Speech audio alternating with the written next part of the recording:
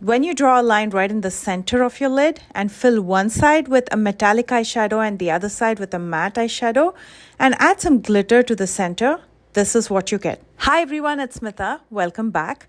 Holidays are coming up and that calls for some fabulous makeup looks, starting with this one.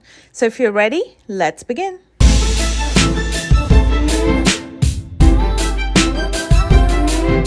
Using the Milani concealer, this is in the shade 145, which is warm beige. I'm going to even out the skin tone on my lid. So this will be a primer for my eyeshadows, and the brush that I'm using is a concealer brush from Real Techniques. And then just so the concealer doesn't settle in the fine lines and crease, I'm going to set it with a powder. The one that I'm using is the One Size Translucent Blurring Setting Powder. You don't need too much, you just need a thin layer of powder. For this look, I want that sharp outer edge, and the easiest way to do it is to use a sticky tape in the outer corner, which will act as a stencil. I'm using this one from Real Techniques, but you can also use regular office tape. Now it's time to draw that line right in the center of the lid, and for that I'm going to be using some concealer. And with a thin eyeliner brush, I'm going to go all the way from the socket, drawing a line straight down towards my lash line. What if I told you that is the hardest part of this entire look? I'm going to be using the Precious Metals palette. This is by ColourPop. For the inner half, I didn't want anything too bright, so I'm going to go with Brass Act. It's more of a bronzy shade, so I'm going to pick it up with a flat shading brush and just apply it to the inner half. I don't want it to be too bright because I want to contrast it with the outer half, for which I'm going to be using Your Solid. It's not a deep brown, but it's dark enough to give me that nice contrast in the outer half. With another flat brush, I'm going to apply it in the outer half.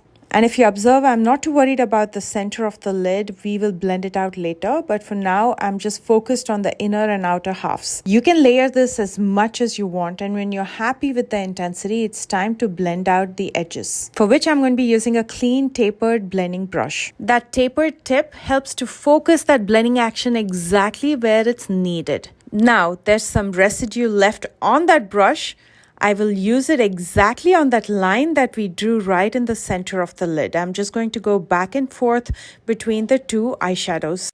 And even if it is not perfect, it's okay, because we'll be using glitter on top of that line, so that's going to cover up everything. The one that I'll be using is called So Metal. It's a fine glitter and you don't need an adhesive or a base. You can go directly with your brush or your finger. I'm going to use a small blending brush to press it right in the center of the lid.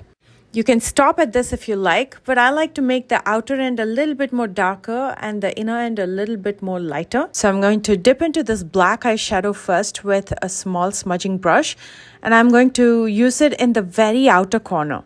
I'm using the tape as a stencil, and you can be as messy as you want in the outer corner. It doesn't matter because the tape is going to make sure you get that beautiful winged liner in the outer corner. Keep on applying and smudging in the outer corner, pulling it all the way to your lash line. With the residue that's left on the brush, I'm going to bring it down to my lower lash line as well in the outer half. And for the lighter shade to highlight my inner corner, I'm going to be using Polished, and I'm going to simply apply it to the very inner corner with a flat shading brush. That'll add a beautiful pop of highlight, and I'm going to be using the same to highlight my brow bones. And then I'm going to take that brown eyeshadow with that tapered blending brush, and I'm going to smoke it out in my lower lash line, just swiping it from my inner to the outer corner. With a small angled brush, I'm going to take more of that black eyeshadow and simply stamp it on my lash line. It's time to remove that tape to reveal that wing in the outer corner. Although soft, it looks stunning. And I'm going to clean up underneath with some concealer and powder. Time to finish up by curling the lashes and applying some mascara. For mascara, I'm going to be using the Lancome Tint Idle Mascara. This mascara is fabulous for anyone's lashes that stand straight. If you want that curl, use this curved wand. That's what is going to give you that beautiful curl. I'm going to be using false lashes today, and the one that I'm using is Tatti Lashes in TL19. I love lashes with a wing, meaning when it's elongated in the outer corner, you can see the lash hair is longer in the outer corner, so it almost mimics a winged liner. When someone looks at you from a distance, it looks like a winged liner. It gives you that beautiful lift in the outer corner. And here is the completed look. It's subtle yet glam. I think it's perfect for especially during the holidays. Let's pair this with a beautiful lipstick. I'm going to start with the Persona lip liner in 90210. Just using this in the borders, and I'm going to lightly smudge it inwards. And to fill in my lips, I'm using one of my favorite things to use on my lips. This is the gloss from Bare Minerals in the shade Wonder. That is a stunning shade, and just look at the plump it gives your lips. It's also very comfortable, doesn't feel like anything on the lips, and not sticky at all. And here's the finished look. How easy was that makeup?